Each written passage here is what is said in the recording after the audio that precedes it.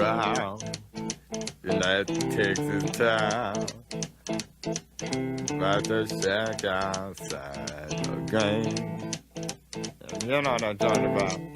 Just let me know if you wanna go to that home out on the range. They got a lot of nice girls.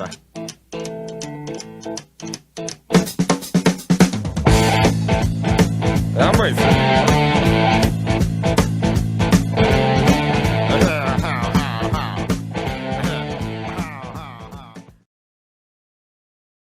All right, folks, it's time for another Logan Hall grill stream. Today we're doing Porterhouse, a nice thick, about like an inch and a half, maybe 2 inches thick Porterhouse steak. It's about 2 pounds or so. Picked it up from my local butcher yesterday. He does a lot of great, great sort of quality cuts. So this is a prime steak as well. So not the choice shitter steak, right? But anyway, what I wanted to do was I wanted to go ahead and share my screen. Okay, so yes, I am wearing sunglasses in the house. Uh, that's fine because we're about to go outside. I want to show you, I guess, sort of what we have going on first, and then we'll go out to the grill. So what I'm going to do first is I'm going to flip the camera, if I remember how to do that. So here's the steak itself. It's in a sous vide bath. So now you might be asking, well, okay, so what's a sous vide bath? So to boil it down, it's basically, you know, kind of like boiling a steak almost, right? But again, when people hear that, they're like, oh no, that sounds terrible, right? So, so the idea is you essentially have a bath, and this sort of a device here will essentially evenly circulate water at the exact temperature that you want throughout this, sort of vessel or sort of, bath. Again, usually for like, any sort of average steak, maybe like a 1 pound steak, you can do it for like an hour. And then by the time that the hour's done, you can pull it out, you can pat it down, you can do a nice sear on it. And then it'll be evenly cooked throughout. So that's the main sort of advantage of doing sous vide. Everything is wall to wall, very evenly cooked. And so this just got done here. And so this was going for about 2 hours, mainly because it's a thicker steak, and I just want to make sure everything there is, fully, cooked through, properly, right? So anyway, so this is done. I also have some potatoes going here. I'm gonna make some mashed potatoes later on, but I may or may not stream that. I'm not actually sure yet. But now that this is done, what we're going to do is we're going to take this out and we're going to transfer it over to this rack here. If your steak is a pretty thick steak, you need to separate the internal portion versus the outside portion when you're cooking it, because that's how you're going to get the best sort of results.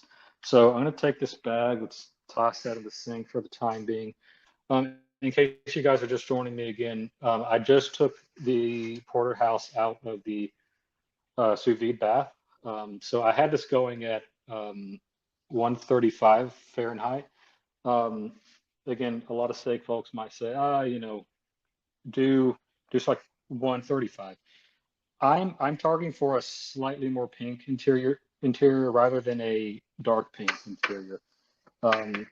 So again, I'm going to try that out this time and see how I like that. So I have a cast iron grate here that I actually just purchased this week, just for this cook, because I think that'll give me the best sear. So let's see if you guys can see that. Yes. All right, let's turn it. Now, so let's go ahead and flip it over. There we go, guys. So look at that. I will show you. Yeah. So there's some nice marks right there. Again, we're going to do, let me get you guys a little bit closer here. We're gonna do, like another 30 seconds on this side, and then we will then flip it back over, or sorry, flip it 45 degrees so that we get that nice sort of grid marks. I think we're pretty much at that point now for this side. So let's, again, turn it. All right. I think we are pretty much at the point now where, yeah, so that's looking pretty good. That is our steak right there. Looking pretty good, huh? So let's go ahead and slap that down real quick. This is going to go inside for just a moment, just so that it can rest. And then I'm going to also do a little bit of chicken here. So I'll be right back. Here's the chicken that I'm doing. So I'm like, the chicken is not for tonight. I'm actually making this chicken for something else I'm making tomorrow.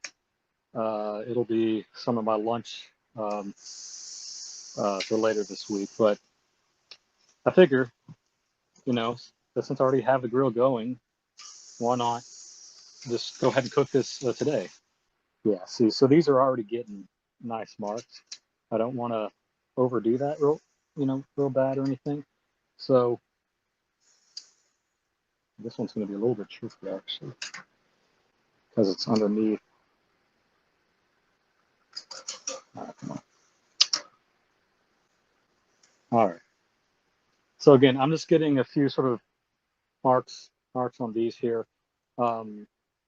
Maybe in about like another 30 seconds or so. I'm going to put them up here so that they can do their internal cooking up here.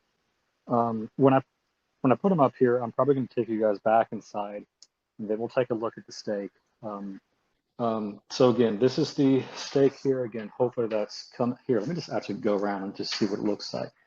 Yeah, so here we go. That's how it turned out with the nice grill marks. What I'll do now is I'm gonna slice this up and we'll see how I did. So let's take the strip part out first. And I can already tell it's cooked very nicely. There we go. So that's how it turned out internally. Again, I'm very happy with that. What we'll do, just kind of cut on a bias like that.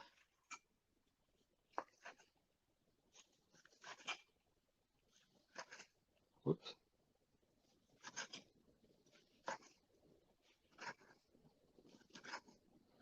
All right, guys, so this is what we are left with. And let me actually come around just to make sure I'm in frame here.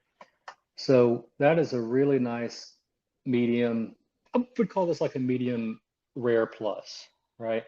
So again, the benefit of the sous vide is that it evenly cooks everything inside evenly. So I'm going to take a bite and let you guys know how I did. That's incredible. Wow. Excellent. So guys, I'm probably going to cut it here actually, because the main thing that I wanted to show was the steak part. I'll move this in a little bit closer, sort of as we end here. But again,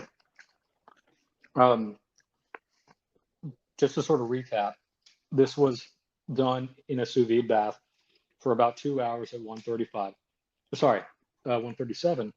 And then I used the Kamado Joe with charcoal to essentially do the final sear on it.